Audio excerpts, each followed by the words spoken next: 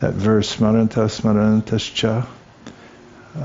It says, by remembering, causing other people to remember. Mita Gauga Haram Harim. Means Mita, when they come together to discuss, remind others and remember and make other people remember. Mita Gauga Haram Harim means Auga Aga. Aga Oga. The Aga means the horrible sinful reactions. Oga Haram Harim, that's the name of Krishna. Means he takes away all the residual sinful reactions. For one, Bhaktya Sanjataya Bhaktya means from one kind of bhakti you progress to the next level of bhakti by that kind of discussion. So it's a thing. Welcome back, everybody. We're in the throes, inching towards our goal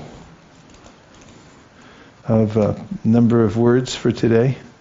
So I'm going to power forward to reach our goal. We're taking up where we left off, so this will be at Madhya Lila, chapter 9. The Lord instructs Srila Rupa Goswami, and I'll start up at text number 202. Is all right? Yes. While Krishna was joking with Rukmini and Dwarka, she was full of distress, fear, and lamentation. She had also lost her intelligence. She dropped her hand bangles and the fan she was using to fan the Lord. Her hair became disarrayed, and she fainted and fell suddenly, appearing like a banana tree knocked down by high winds. This verse from Srimad Bhagavatam 10.60.24 refers to Krishna speaking to Rukmini in his bedroom. Just to test her sincerity, he began to joke with her, presenting himself as poor, incapable and unfit to be her lover. Not understanding that he was joking, Rukmini took him seriously and thought he wanted to leave her company. This misunderstanding made her very unhappy, and her whole body was affected. Her fan and bangles fell to the floor, and she also fell down like a banana tree knocked down by high winds. In the stage of Kevala, unalloyed devotion, a devotee does not consider the unlimited opulence of Krishna, even though he experiences it. He takes seriously only his own relationship with Krishna. When a devotee reaches the stage of pure unalloyed devotion, especially in friendship with Krishna, he forgets the Lord's opulences, although he sees them, and he considers himself equal to Krishna. There is no question of actually comparing oneself to Krishna. But because the devotee is so advanced in Krishna consciousness, he is able to behave with Krishna as he would with an ordinary man. When Mother Yashoda saw the universes within Krishna's mouth, she was astonished for the time being. The Lord is worshipped like Indra and other demigods by the followers of the three Vedas, who offer him sacrifices. He is worshipped as impersonal Brahman by saintly persons who understand his greatness through studying the Upanishads, as the Purusha by great philosophers who analytically study the universe, as the all-pervading Supersoul by great yogis, and as the Supreme Personality of God by devotees. Nevertheless, Mother Yashoda considered the Lord her own son. This verse is quoted from Srimad Bhagavatam 10.8.45. Those who are spiritually advanced forget Krishna's opulence by the mercy of Yogamaya. For instance, Mother Yashoda considered Krishna as an ordinary child. Although Krishna is beyond sense perception and is unmanifest to human beings, he takes up the guise of a human being with a material body. Thus Mother Yashoda thought him to be her son, and she bound Lord Kṛṣṇa with rope to a wooden mortar, as if he were an ordinary child. Purport: this verse from Srimad Bhagavatam 10.9.14 is in reference to Lord Kṛṣṇa's exhibiting himself like an ordinary child before Mother Yashoda. He was playing like a naughty boy, stealing butter and breaking butter pots. Mother Yashoda became disturbed and wanted to bind the Lord to a mortar, for pounding spices. In other words, she considered the Supreme Personality of God an ordinary child. When Krishna was defeated by Sridhama, he had to carry him on his shoulders. Similarly, Bhadrasena carried Rishabha, and Pralamba carried Balaram, the son of Rohini. This verse is from Srimad Bhagavatam 10:18-24. When all the cowherd boys were playing in the forest of Vrindavan, the demon Pralambasura appeared in order to kidnap Krishna and Balaram. The Asura appeared disguised in the form of a cowherd boy, but Krishna could understand his trick. Krishna therefore divided all the cowherd boys into two parties.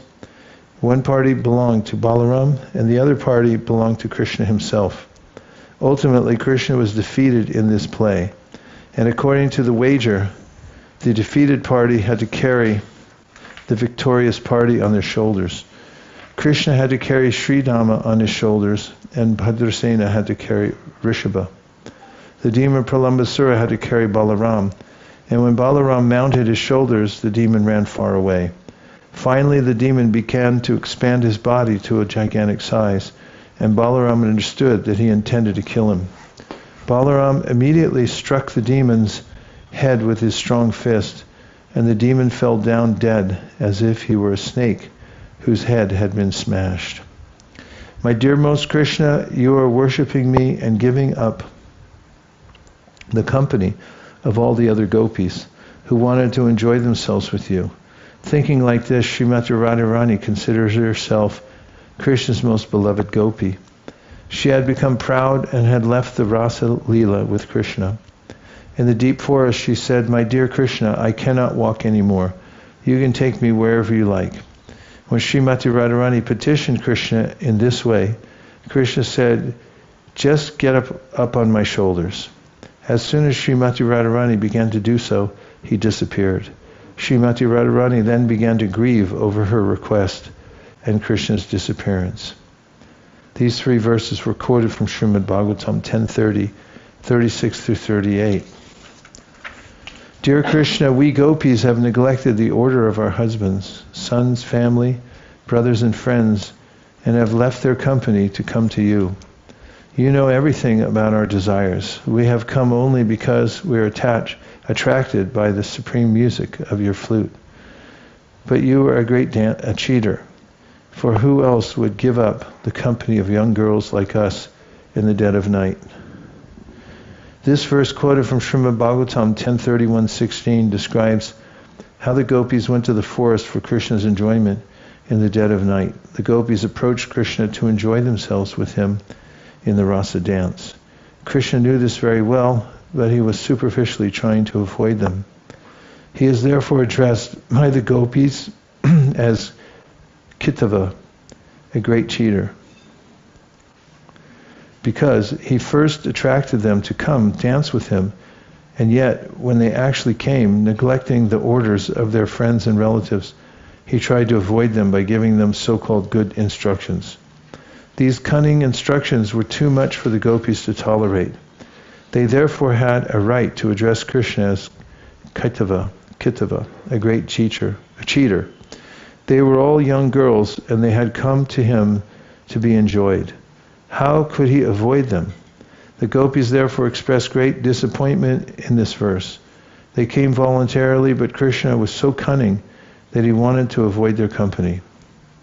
The gopis' lamentation was certainly very appropriate, and in this way Krishna tested their sincerity.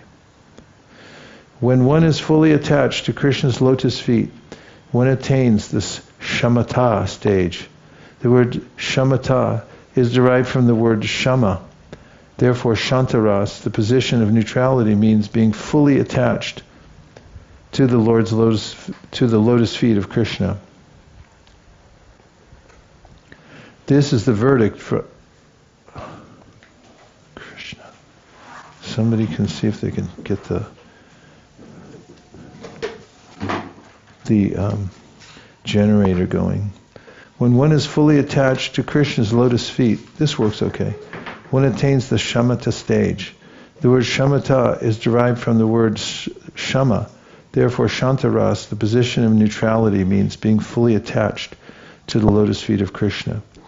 This is the verdict from the mouth of the Supreme Personality of Godhead himself. This state is called self-realization.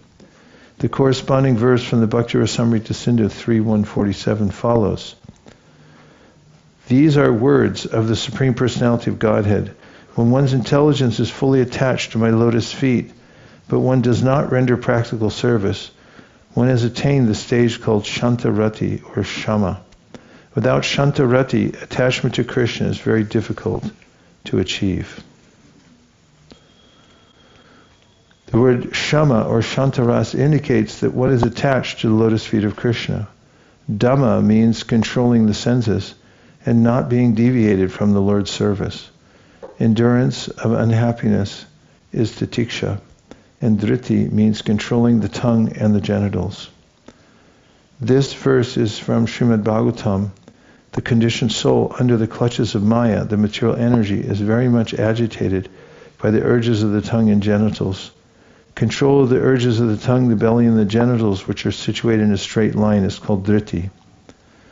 Srila Bhaktivinoda Thakur says, Tar madhye jiva jai, Tar madhye jiva ati, lobhamoy sadurmati.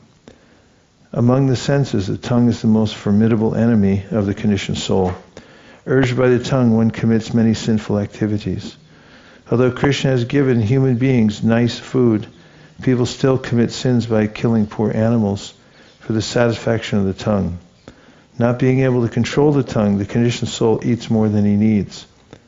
Of course, everyone must eat to keep the body fit for the Lord's service. But when one cannot control the senses, he falls victim to the dictations of the tongue and belly. Naturally, genital agitation follows, and one seeks illicit sex. However, if one is fixed at the lotus feet of Krishna, he can control the tongue. Bhaktivinoda Thakur further states, Krishna bhadadoya moy kori bhade jihva jai.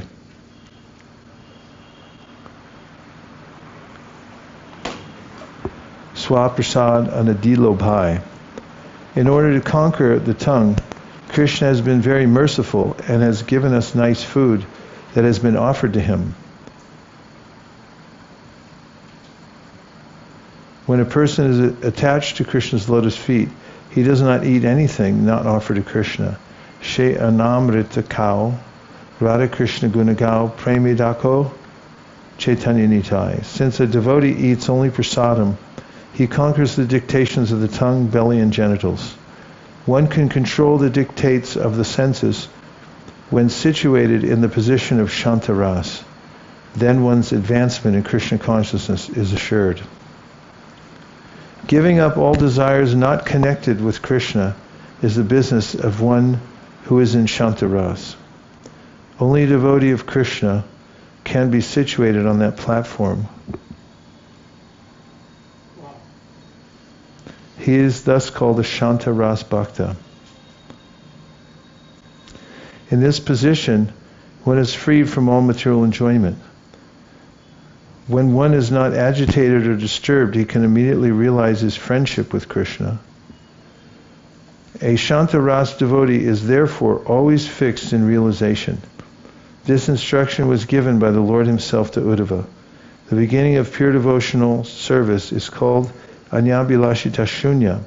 When one is situated on the platform of neutrality, he is freed from the material platform and fully situated in spiritual life. The word Dhamma used in verse 213 means Indriya Samyama, curbing one's senses. The word Dhamma can also mean curbing one's enemies. A king has to take steps to curb the criminal activities of his citizens. Great Rajarshis, devotee kings, used to control undesirable elements in their states, and this also may be called Dhamma. However, Dhamma here refers to the conditioned soul who must control the senses. Real Dhamma means controlling the undesirable activities of the senses. When a devotee is situated on the platform of Shantaras, he desires neither elevation to the heavenly planets nor liberation. These are the results of karma and jnana, and the devotee considers them no better than hell.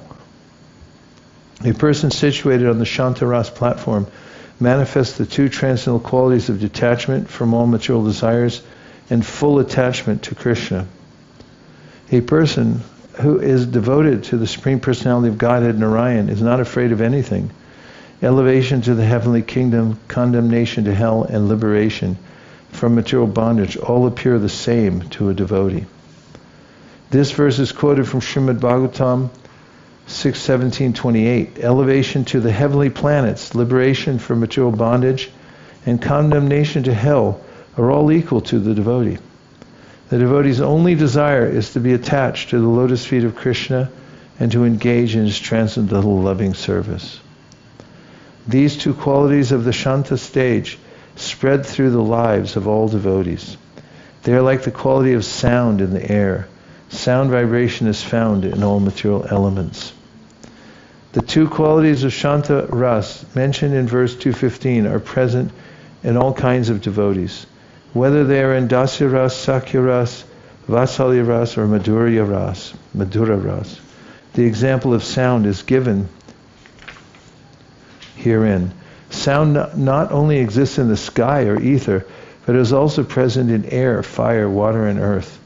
This is a scientific explanation of devotional service.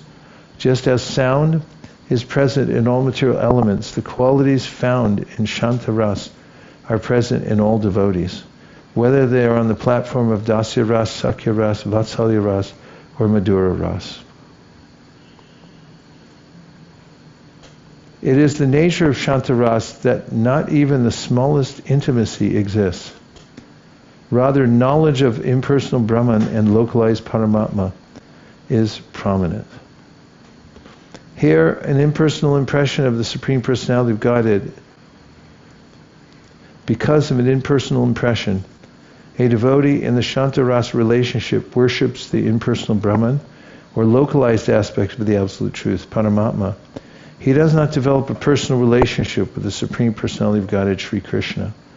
On the platform of Shanta Ras, one realizes only his constitutional position, but when one is raised to the platform of Dasya Ras, he better understands the full opulence of the Supreme Personality of Godhead.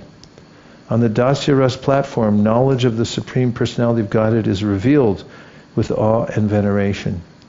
By rendering service unto Lord Kṛṣṇa, the devotee in Dasya Ras gives constant happiness to the Lord. The qualities of Shanta Ras are also present in Dasya Ras, but service is added. Thus the Dasya Ras platform contains the qualities of both Shanta Ras and Dasya Ras. The qualities of Shanta Ras and the service of Dasya Ras are both present on the platform of Sakya Ras. On the platform of fraternity, the qualities of Dasya Ras are mixed with the confidence of fraternity instead of awe and veneration. On the Sakya Ras platform, the devotee sometimes offers the Lord's service and sometimes makes Krishna serve him in exchange. In their mock fighting, the cowherd boys would sometimes climb on Krishna's shoulders, and sometimes they would make Krishna climb on their shoulders. Awe and veneration are absent on the platform of fraternity, since this rasa is predominated by service imbued with confidence. Therefore, Sakya Ras is characterized by the qualities of three rasas. On the platform of Sakya Ras, the Supreme Personality of Godhead Krishna is controlled by the devotees who are intimate with him and think themselves equal to him. On the platform of parental love, the qualities of Shanta Ras, Dasya Ras, and Sakya Ras are transformed into a form of service called maintenance, palana. The essence of fraternal love is intimacy devoid of the formality and veneration found in Dasya Ras. Due to a greater sense of intimacy, the devotee functioning in parental love chastises and rebukes the Lord in an ordinary way. On the platform of parental love, the devotee considers himself the Lord's maintainer. Thus the Lord is the object of maintenance. Like a sun, and therefore thus the Lord is the object of maintenance like a sun, and therefore this mellow is full of the qualities of four rasas, Shanta Ras, Dasya Ras, fraternity, and parental love. This is more transcendental nectar. In his Amrita Prabha Bhashya, Srila Bhaktivinoda Thakur gives us a short summary of this complicated description of the different rasas. He states that by becoming firmly fixed in the Lord's service, one is devoid of all material desires. These are the two transcendental qualities on the Shantaras platform. Just as sound vibration is found in all the material elements, these two qualities of Shantaras are spread throughout all the other transcendental mellows, which are known as Dasyaras, Sakyaras, Vatsalya and Madhura Ras. Although in Shantaras there is attachment for Krishna in awe and veneration, since the two valuable transcendental qualities of this rasa are attachment for Krishna and detachment from material desires, nonetheless the sense of intimacy is lacking. The reason for this is that in Shantaras, attachment for impersonal Brahman and localized Paramatma is prominent. In other words, the sense of intimacy by which one thinks of Krishna as one's only shelter and friend is absent in Shantaras, because one accepts Krishna as the impersonal Parabrahman or localized Paramatma. Thus, this understanding is based on the speculative knowledge of the jnani. However, when this knowledge is further developed, one is convinced that the Paramatma, the Supreme Lord, is the master and that the living entity is his eternal servant. One then attains the platform of Dasyaras. In Dasyaras, the Lord is accepted with awe and veneration.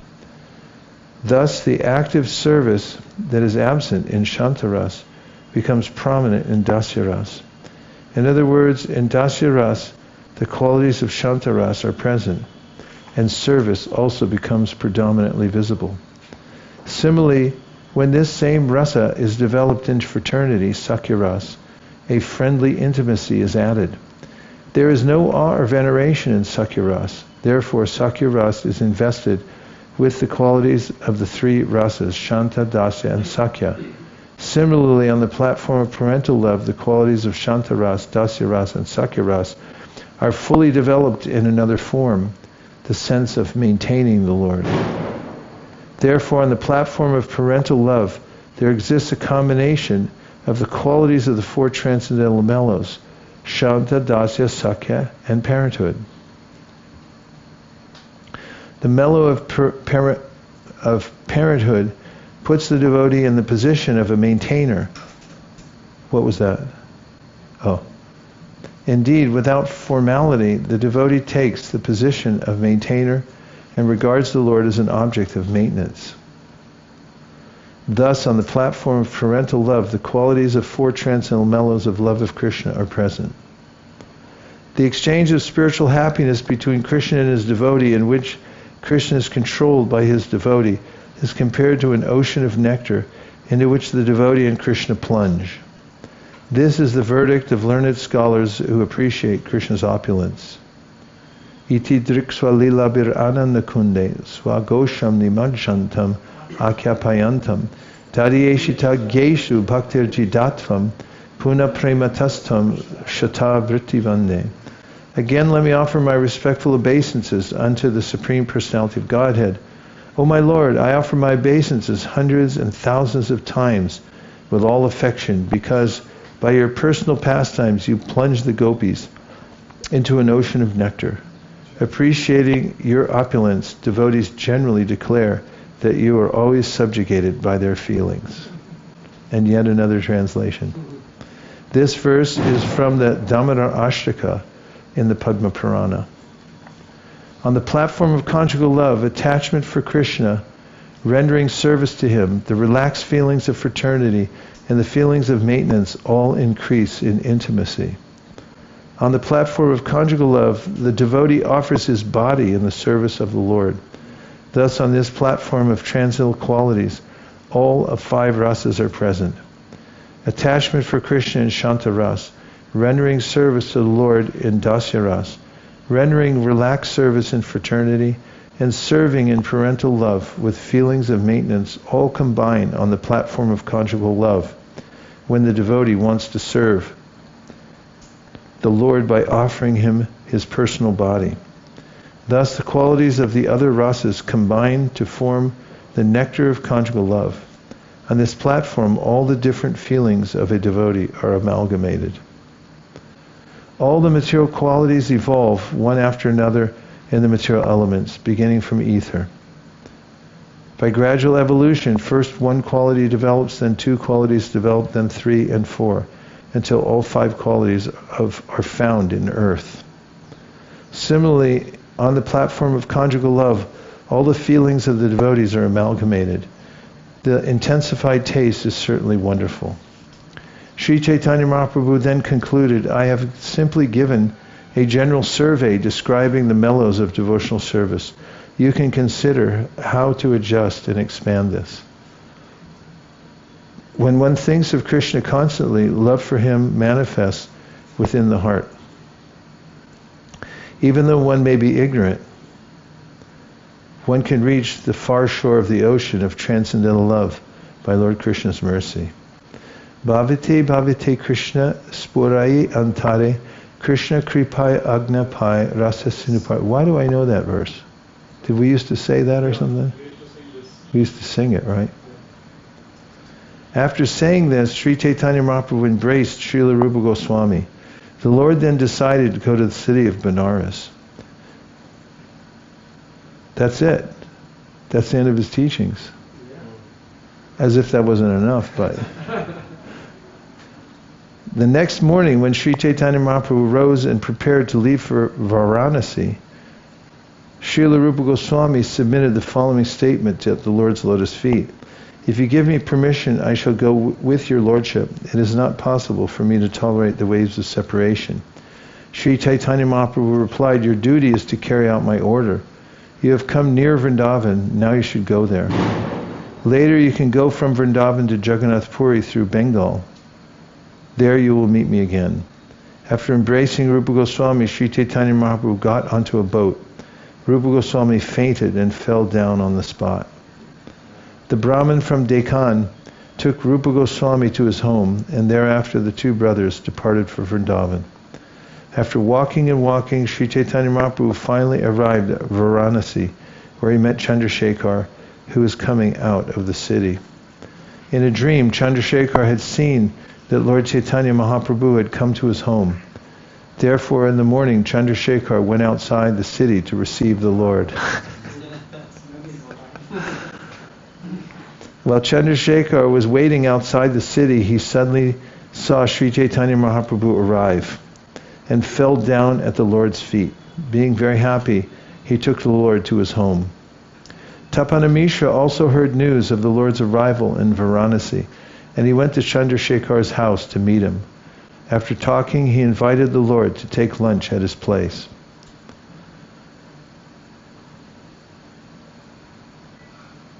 Tapanamishra took Lord Chaitanya Mahaprabhu to his house and gave him lunch. Chandrasekhar invited Balabhadra Bhattacharya to take lunch at his home.